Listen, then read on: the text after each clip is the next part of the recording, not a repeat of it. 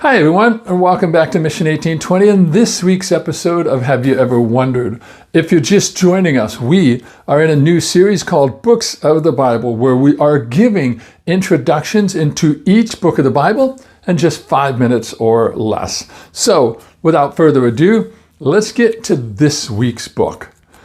The book of 1 Chronicles. This is the 13th book of the Bible. It's also the 8th of the 12 historical books that are found in the Old Testament.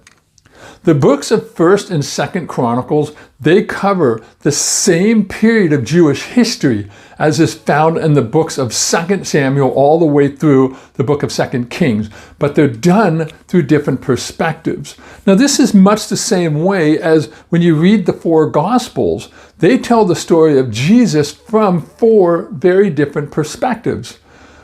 In contrast to the books of Kings, which narrates the history of Israel from the standpoint of captivity in Babylon, Chronicles narrates the history of the Jews from a post-exit standpoint of those who returned from their own captivity back to the Promised Land. Now, like the books of Samuel and Kings, Chronicles was also one book before being separated by the translators of the Septuagint, which is, again, the Greek Old Testament. The author of the book is not stated in the text, but still, according to Jewish tradition, they hold the author to be Ezra. He was a scribe by occupation among the exiles that were in Babylon. The book itself was written around 430 BC, covers events from 1000 to 960 BC. The writing or the purpose of the book was really to encourage the remnant that had come out of their 70-year Babylonian captivity.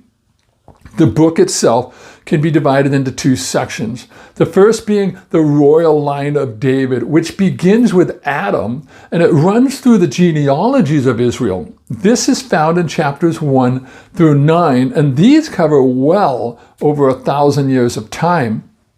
The second section is called the reign of David, and this is found in chapters 10 through 29 and covers about 33 years.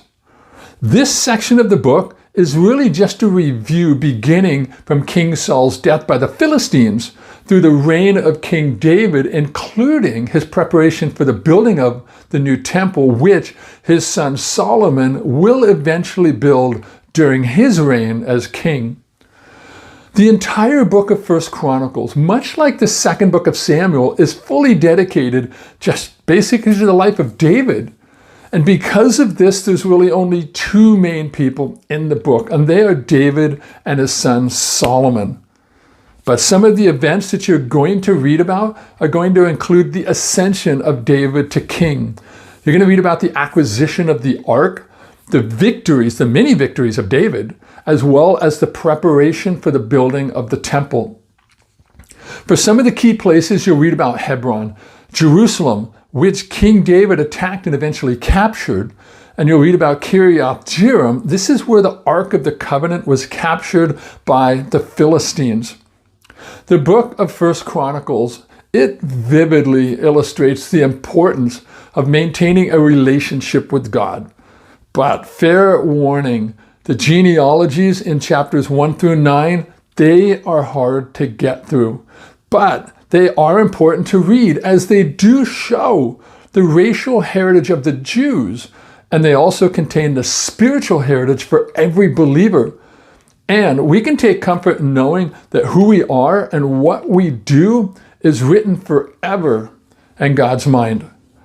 With that, I hope this introduction is going to help jumpstart you as you begin your journey through the book of 1 Chronicles. So God bless, and thanks for watching.